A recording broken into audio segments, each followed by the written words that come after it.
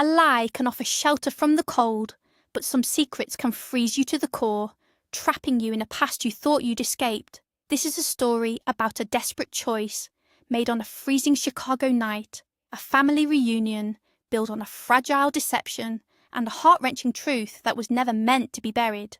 What happens when a simple charade unearths a love, a betrayal, and a secret that could either shatter a family or finally make it whole? Prepare yourself, because this holiday tale is anything but cheerful.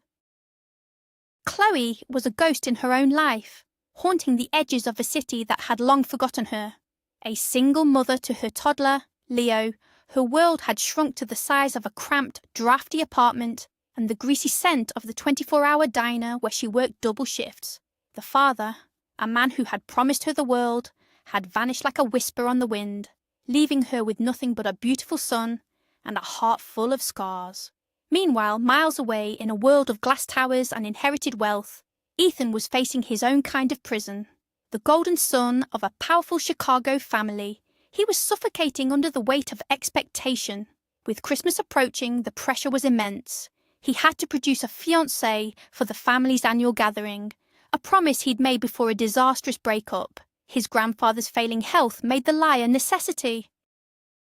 Two desperate souls, unknown to each other, were about to collide into a storm of snow and secrets, their lives forever changed by one impossible request. "That's enough, Chloe. The pity party is over." Mrs. Gable's voice cut through the frigid air of the apartment, as sharp and cold as the December wind rattling the window panes. "Pack your things and get out. You've been living here rent-free for a year, enjoying my charity. Well, my charity has run out." She adjusted the collar of her faux fur coat, a smug look tightening her features. "My friend's son needs a place, and I'm not about to let a young man live with me. I may be in my prime, but I'm not that crazy." The words were a slap in the face, each one laced with a lie. Rent-free? Chloe had scrubbed this apartment from top to bottom, painted over the water stains left by the previous tenant, and paid every utility bill on time, a silent agreement for a roof over her and Leo's head. "Mrs. Gable, please," Chloe begged, her voice trembling. "Where am I supposed to go with my son? It's freezing outside. I just need until the 5th. "My father. I'm flying out to my father then. I just made a repair in the bedroom. I paid the electric bill."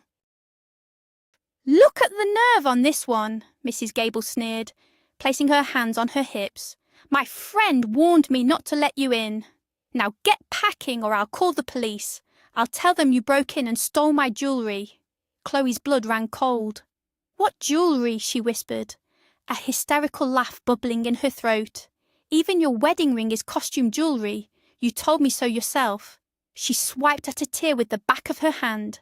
"It's not here because you stole it." The woman shrieked, her face turning a blotchy red. For a moment Chloe was terrified. If she were alone she would have already left, finding solace on a bus station bench until morning. But she had Leo, her sweet, innocent Leo.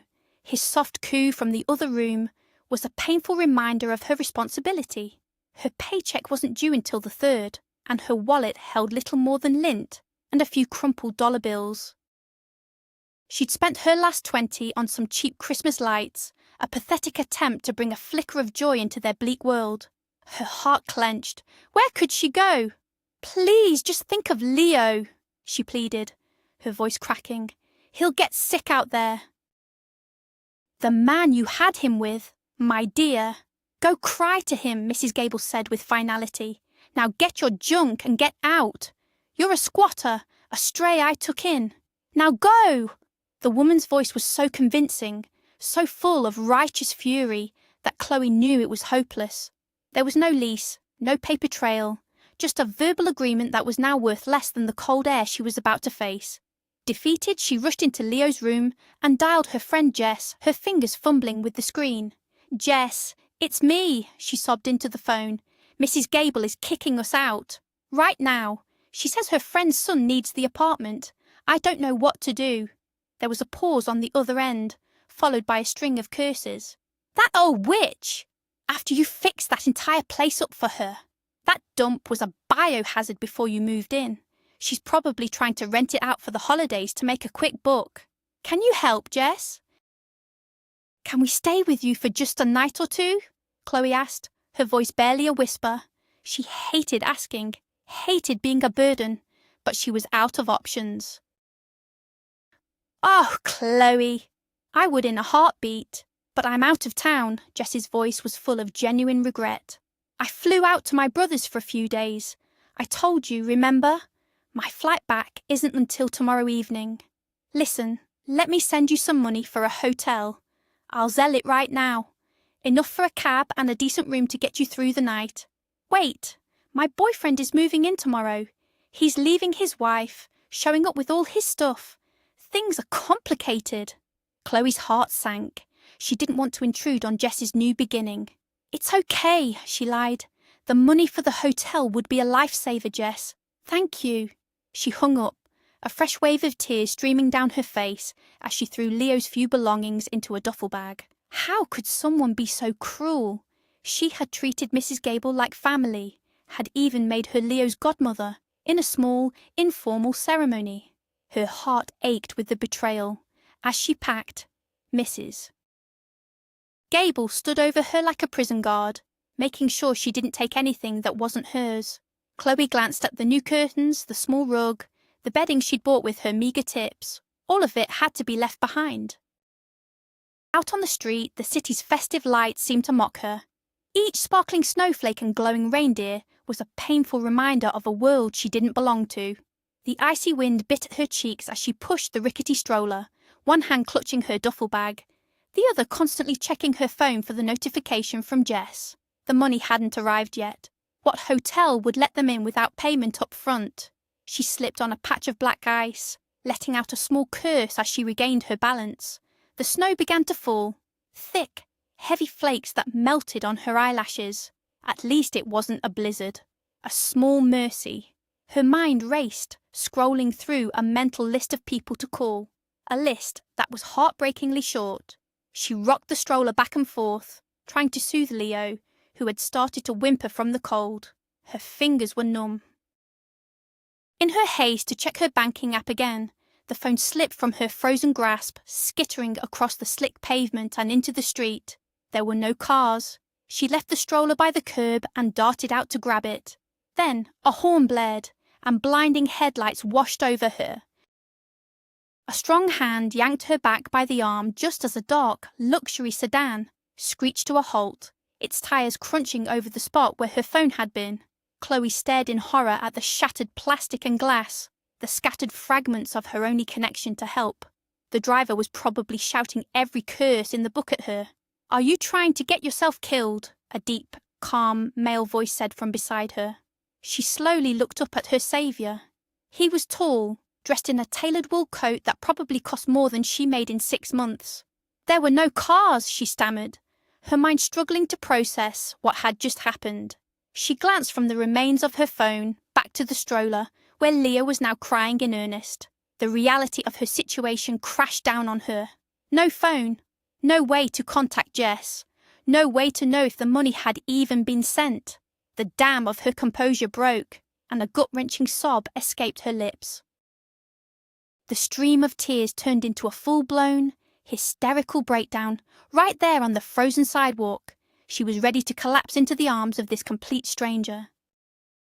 "I'm sorry," she managed to choke out, shaking her head. "My phone! It was my only way out. I don't know what to do now." The man's expression was unreadable, a mixture of concern and exhaustion. "Hold on. Let me help you get home," he offered, his tone even. "I don't have a home," she whispered, the words tasting like ash. "My son and I, we have nowhere to go. Do you know of any shelters? Any place that would take us in for the night? I'm so scared." He looked from her tear-streaked face to the crying child in the stroller, and something in his demeanour softened. "Stop! You can't stand out here crying in this cold. You'll both get sick. Let's go to that coffee shop over there. We'll get some hot chocolate, and you can tell me everything." Chloe automatically reached into her pocket, feeling the few crumpled bills. It wasn't even enough for a motel, let alone a fancy coffee shop. I don't have any money for a cafe, she said, her voice thick with shame. Thank you for the help, but I can't accept. I'm not asking for your money, he said, a hint of impatience in his voice. I invited you, so I'm paying. Come on. The baby's crying. You'll both catch pneumonia, and that's the least of your worries right now. There was an undeniable authority in his voice, a quiet confidence that compelled her to obey. She nodded, a weak, watery smile forming on her lips. He was right. They needed to get warm, to regroup. The stranger helped her lift the stroller up the steps, and they were enveloped by the warm, welcoming scent of coffee and cinnamon. The soft glow of fairy lights wrapped around the windows reminded her of a childhood that felt a lifetime away, a time before her family had fractured and fallen apart. A fresh sob caught in her throat. The warmth was already lulling Leo to sleep. She carefully unzipped his snowsuit so he wouldn't overheat. What would you like? The stranger asked, his voice a low, pleasant baritone. Chloe startled, her gaze fixed on the festive tablecloth. Oh, nothing, thank you. You go ahead. We'll just sit here and get warm. Her eyes were glued to the cheerful snowmen printed on the fabric. That's not going to work, he said gently. If you don't order for yourself, I will. Do you like hot chocolate with marshmallows? She looked up into his eyes. They were a startlingly clear blue, like a winter sky after a storm, and they held a surprising warmth that seemed to cut through her despair. Hot chocolate? Yes, I suppose, she managed, shrugging shyly. And an apple cinnamon pastry? I love those, he said, a small smile playing on his lips. So, hot chocolate and pastries it is. What about the little guy? I don't know how old he is, what he can eat. Leo is 18 months old. I have a jar of chicken puree in my bag, she said, her hands trembling as she fumbled with the zipper on her duffel. Of course, at that moment, the cheap zipper jammed and broke. What is wrong with today? She wailed under her breath, a fresh wave of frustration washing over her. Was she so useless she couldn't even feed her own child? Don't worry, let me help, the stranger said. He leaned over and with a practiced flick of his wrist, he worked the zipper free. There you go. It won't last much longer, though. You should really get a new bag. He flagged down a waitress and placed their order, adding a request for a mug of hot water to warm the baby food. My name is Ethan, by the way, the stranger said, extending a hand across the table. Chloe, she nodded, her mind still a whirlwind of panic. What was she going to do next? You've thanked me several times now, Chloe, but I'm not sure for what, Ethan said gently. Any decent person would have done the same. You were about to get hit by a car after leaving your baby on the sidewalk. It was a terrifying scene, frankly. Good thing my reaction time is quick. Chloe looked at him, finally processing his words. I'm sorry, I'm not myself right now. My head is spinning. It's nice to meet you, Ethan. You too, Chloe. Now tell me, how did you and your son end up on the street in the middle of a winter night? Did your husband kick you out? The word husband felt foreign. I've never had a husband. At least I don't have to deal with a divorce, I guess, she said with a bitter laugh. No, it's a long story. And then, for some reason, she told him everything. The words just poured out of her, a torrent of frustration and grief she hadn't realised she'd been holding in. She told him about her pregnancy during her last year of college, about being unable to find a job with a growing belly. She told him about the cramped room in a boarding house, the odd jobs, and the birth of Leo. She wasn't sure why she was confiding in a total stranger, why she was baring her soul to him, but it felt lighter. A small part of the crushing weight on her chest seemed to lift with every word. For the first few months, Leo was so calm. My co-worker and I worked opposite shifts, and she'd help me with him. Then I managed to get him into a daycare. The real trouble started when he began teething. He cried day and night. I couldn't sleep, I kept missing work, and the noise got us kicked out of the boarding house. She took a shaky breath, pausing as the waitress brought their order. The rich smell of chocolate and cinnamon was intoxicating. The landlady, Mrs. Gable, offered to help. She let us move into her late grandfather's apartment. It was a wreck, but it was a roof. I cleaned it up, even did some renovations at my own expense. I paid the utilities, helped her with repairs at her own place. Her hands started to shake again, and tears welled in her eyes. The waitress returned and silently placed a clean, folded napkin on the table beside her. And then, just like that, she threw us out, Chloe finished, her voice thick with emotion. She didn't even give me time to find another place. My friend was going to send me money for a hotel, but now... She gestured vaguely towards the street, where the pieces of her phone lay scattered. Ethan listened intently, his blue eyes never leaving her face. "I can't let you and your son stay on the street tonight," he said, his voice firm. "Let's finish our hot chocolate, and then we'll get rooms at a hotel. I just flew into town myself, and for certain reasons, I'm not quite ready to go home yet.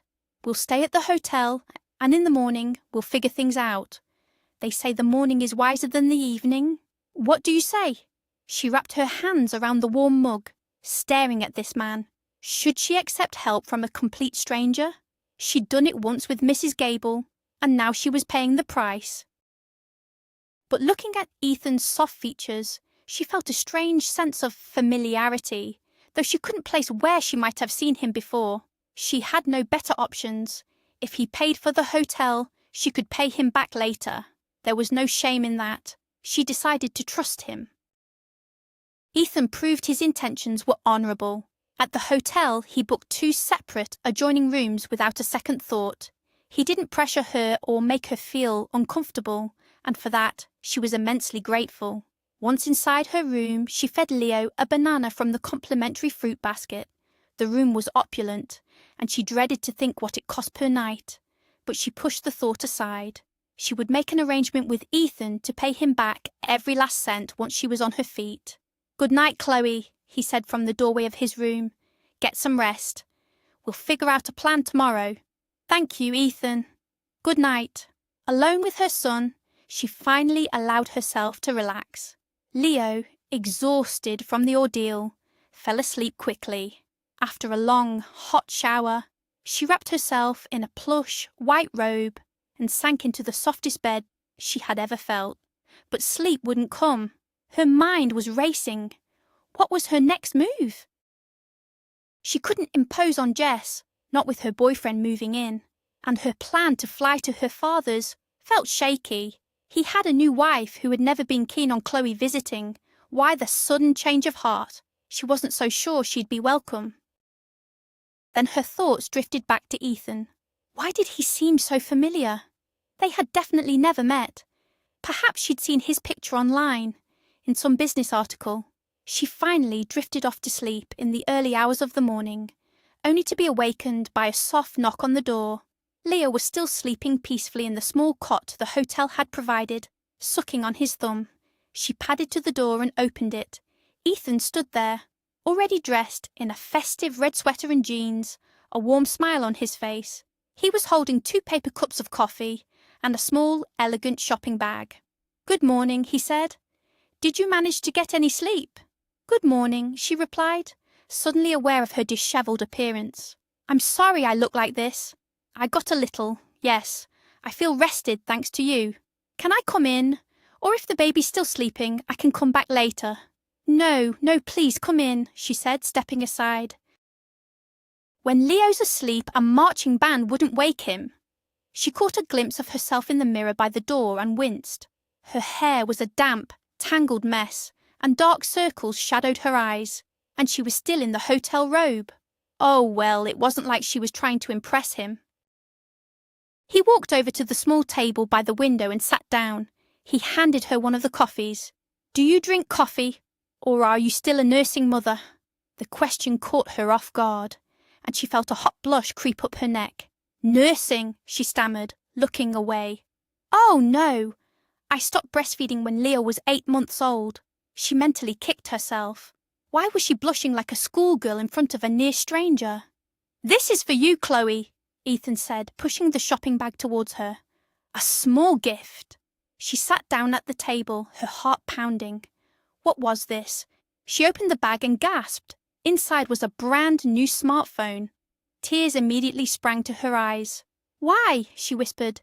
"You've already done so much for us." I'm scared to think about the price of this kindness. Chloe, I'm not asking for anything in return, he said gently. I got you a new SIM card, but you can restore your old number if you want. Thank you, she said, wiping a tear from her lashes. I didn't think there were people like you left in the world. You're giving me too much credit, he smiled.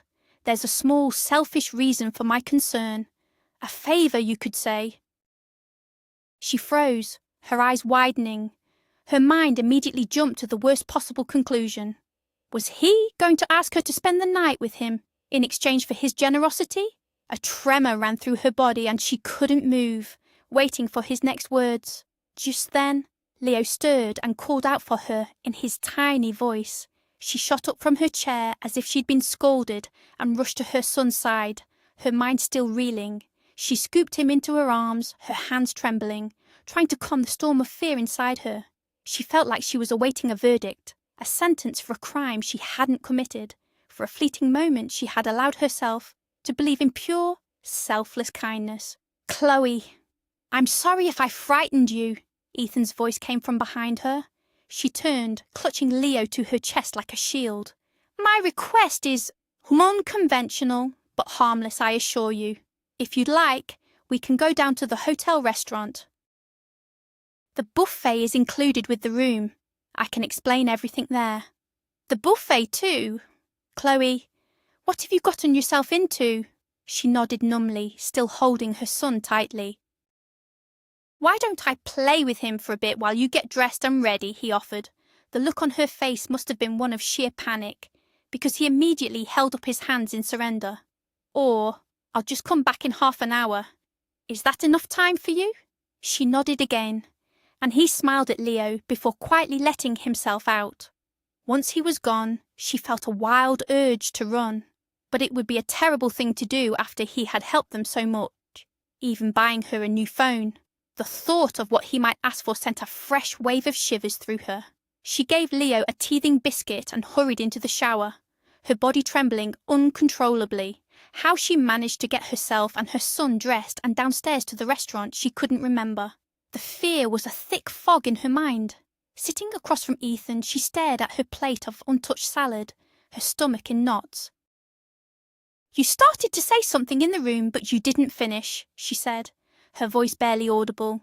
What did you want in return for your kindness? Leo was happily smearing oatmeal on his high-chair tray. Want Mama to feed you, sweetie? She asked. No! Leo protested, shaking his head fiercely. Independent little guy, Ethan chuckled. Chloe managed a weak smile. He's the only light in my life.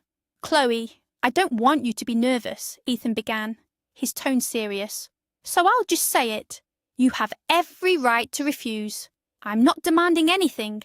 It just occurred to me that we met for a reason, that perhaps we could help each other. You need a place to stay, and I need a fiancé. Her eyes shot up to meet his, wide with disbelief. A fiancé? What did he mean? It's not what you think, he added quickly. No intimacy, nothing like that. Maybe just a peck on the cheek and an arm around my shoulder in front of my parents. That's it. She exhaled, the relief so profound it almost made her dizzy, but she was still utterly confused. I'm in an extremely awkward situation, he explained. I live in another city, but every year I come back here for the holidays to be with my family. This spring I met a wonderful woman, or so I thought. She also has a child, a bit older than yours. I promised my parents I'd bring her home for Christmas, but a while back I came home early and found her with her ex-husband. He sighed, rubbing his temples. I don't know what kind of toxic relationship they have, but I can forgive anything except cheating. She swore it would never happen again, begged me to forgive her. I was losing my mind. The next day, when I was ready to end things for good, she was gone. She and her son. She left a note saying she was going back to her ex. This all happened right before my flight. I didn't have time to tell my parents we broke up. Now they're expecting me to arrive with my fiancé, and I feel foolish. I'll be the son who once again failed to meet their expectations. And you think deceiving them is a better option? Chloe asked, stunned. I don't know, he admitted, his voice laced with frustration. I feel like I've always let them down, always gone against their wishes. On top of that, my grandfather is seriously ill. He was so looking forward to meeting my fiancée. I know she wouldn't be my wife, and things can change, but I desperately want to grant him this one wish. His last words struck a chord deep within her. She felt a pang of sympathy for this man and his impossible situation. Leo to go to my father's, but what if we Leo to go to my father's? But what if we already know them? Highly unlikely, Ethan said. My parents are homebodies. They go to the theatre, art exhibits. I doubt your social circles overlap, but I can show you pictures of them. He pulled out his phone and started scrolling through photos of a handsome, smiling couple. A happy, loving family. It reminded her of what she once had, and a familiar ache settled in her chest. Then he showed her a picture of his grandfather. Ethan, what if something goes wrong? She asked, her voice wavering. I'm a terrible liar. What if your family suspects something? It'll be fine, Chloe. No one will suspect a thing. The thing is, I never even told them my ex-fiancé's name. So technically, we won't have to pretend at all. She thought about it. Lying was wrong. But Ethan had saved her. She wanted to repay his kindness, and if it meant she had a safe place to stay until her flight, without burdening her friend. I'll do it, she heard herself say. I hope I don't regret this. After lunch, Ethan suggested a trip to the mall. He gently explained that as the fiancée of a man from a wealthy family, she and Leo would need to look the part. Her simple, worn-out clothes wouldn't do. She wasn't offended, but she asked for some time to make a phone call. Leo was due for his nap anyway. Back in the room, she dialed Jess's number, which she thankfully remembered by heart. Hello? A cheerful voice answered. Who is this? Jess, it's me, Chloe, she whispered, moving closer to the window so she wouldn't wake her sleeping son. My star! Do you have any idea how worried I was? You tell me you're getting thrown out on the street, and then you just disappear. I was about to start calling hospitals and morgues. I even called that old witch of a landlady and gave her a piece of my mind. Where are you? What happened? Jess, a car ran over my phone yesterday. It's a long story, but I think I'm in trouble. Trouble? What kind of trouble? Where are you? My flight got delayed because of the weather, but I called a friend of mine. She's a good woman. She'll take you in. Let me text you the address. No, don't. I think I found a place to stay. And she told Jess everything, from the beginning to her agreement to play the role of a millionaire's fiancé. Chloe! That's something out of a movie, Jess shrieked. You met a millionaire? And you're spending Christmas with his family. Do you have a picture of him? Is he hot? He's handsome, Jess, Chloe admitted, blushing. Handsome? Jess mimicked her tone. Just say it, he's a total stud. Oh my God, friend. You need to seize this opportunity. Charm this millionaire. Don't just play the part of his fiancée. Leave after the holidays with him and a ring on your finger. What? No! I'm not going to seduce him. I don't need a millionaire, and I've never wanted to marry for money. Since she was a little girl, she had dreamed of a great pure love. Even though she knew that kind of thing mostly existed in movies, she would rather be alone forever than seduce a man for his financial status. So, who do you need, a computer geek? Jess scoffed. The words were a knife in her heart. She remembered the man who had charmed her at first sight, made her fall madly in love, and then vanished just as quickly. I don't need anyone, Jess. I have Leo. He's the most important man in my life, she said with a smile. All right, you get some rest. I have to go. Thanks again for your help. I'll pay you back the money if you already sent it. Forget the money. You just listen to my advice. Strike while the iron is hot, and send me a picture of that handsome millionaire. She chuckled and hung up.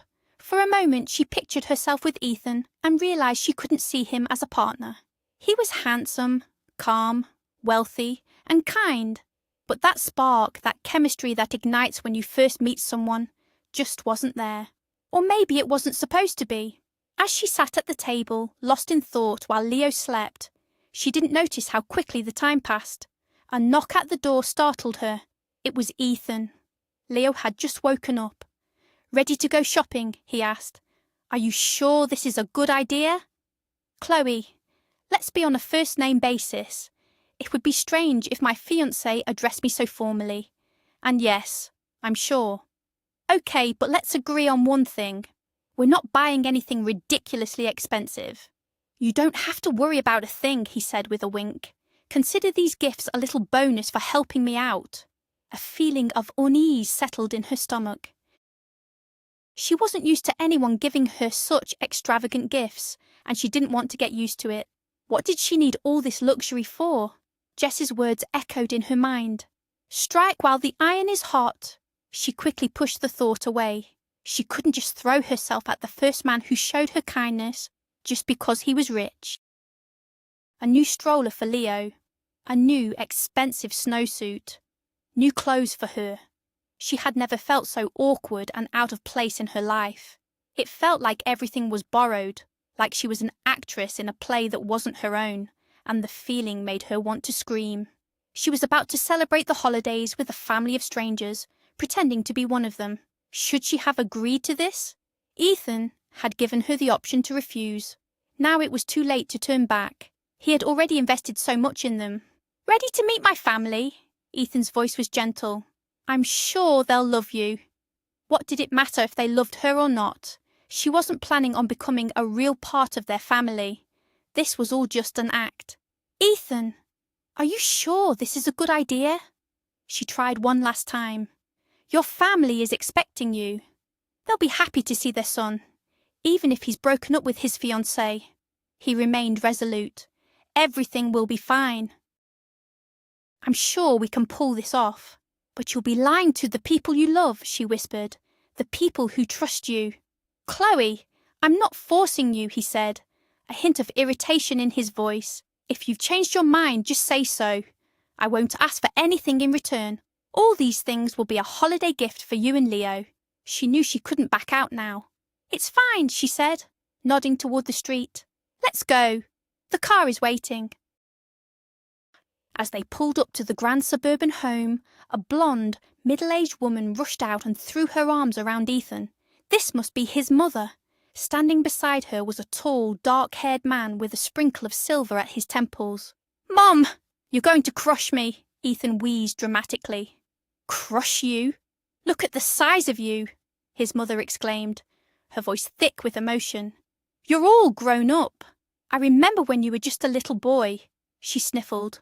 "Mom, I'd like you to meet my fiancé and our son." The words "our son" sent a jolt through Chloe.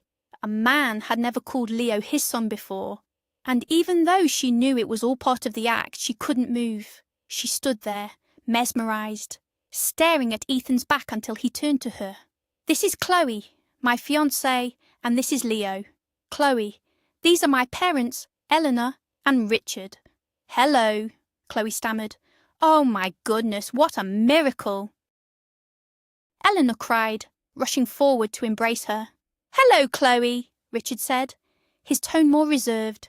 "You're so beautiful. I had imagined my son's fiancée, but I never thought she'd be such a princess, so delicate and lovely." Eleanor finally released her and peered into the stroller where Leo was sleeping. "And the boy! What a handsome little man." "Chloe, are you sure he's not Ethan's? He looks just like him." "Richard, look! It's like I've gone back in time to when my boys were little." "You, Chloe, already had him when we met." "You, Chloe, already had him when we met." Of course, but the resemblance is just astonishing," Eleanor marvelled. "Well, enough standing out here. Come in. We'll have some tea." The introduction had gone relatively well, but it was just the beginning. A seed of fear took root inside her as she caught Richard looking at her with a slight, scrutinizing squint, as if he suspected something. The old saying, "A thief has a burning hat," felt all too real. She was ready to burst into flames from the shame of deceiving this wonderful woman. As she stepped into the kitchen, she was hit by the heavenly aroma of baking, apple pie with cinnamon and hot chocolate with marshmallows. Eleanor knew her son's favourites. But that wasn't why, Chloe gasped. The scent was a powerful trigger, a memory of a man who had swept into her life, turned her world upside down, and then vanished. Tears pricked her eyes. "Chloe, dear, tell us about yourself. We know almost nothing about you," Eleanor said, her voice warm. Ethan brought the stroller in, having wiped the wheels so as not to soil the polished hardwood floors. Chloe gave him a grateful smile. The delicious smell woke Leo up, and he started to fuss. "Mama, eat!" the little boy demanded. "Well, look who's awake! Grandma Ellie has a treat for you. Chloe, can he have some vanilla pudding? It's not too sweet. I used to give it to my boys when they were little." "Yes, a little should be fine, thank you," Chloe nodded. Ethan positioned the stroller so Leo could sit at the table, and her son stared in awe at the new faces. He was usually shy around strangers, but he seemed to accept this family as his own, which was a small relief. Eleanor placed a small bowl of pudding in front of Leo and poured him some water in a sippy cup. She then served everyone the pie she had just baked, and Chloe tried to brace herself for the inevitable questions. She knew she had to come up with a believable story. "Chloe, what happened with Leo's father?" Eleanor asked as she sat down. Chloe froze and glanced at Ethan, who gave her a subtle nod, as if to say she could tell them whatever she wanted. She decided that, at least on this point, she wouldn't lie. It worked in their favour that Ethan hadn't told his family anything about his supposed fiancée. "The thing is, he didn't want us. He played with my feelings and then left. He never made any promises. It was a mistake of youth, I suppose. When I told him I was pregnant, he never came back into my life, that's all." "What a sad story," Eleanor said softly. "But everything happens for a reason. If he hadn't disappeared, you and Ethan would never have met."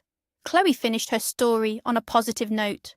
Meeting Ethan truly had been a miracle. If it weren't for him, she might have shared the fate of her old phone.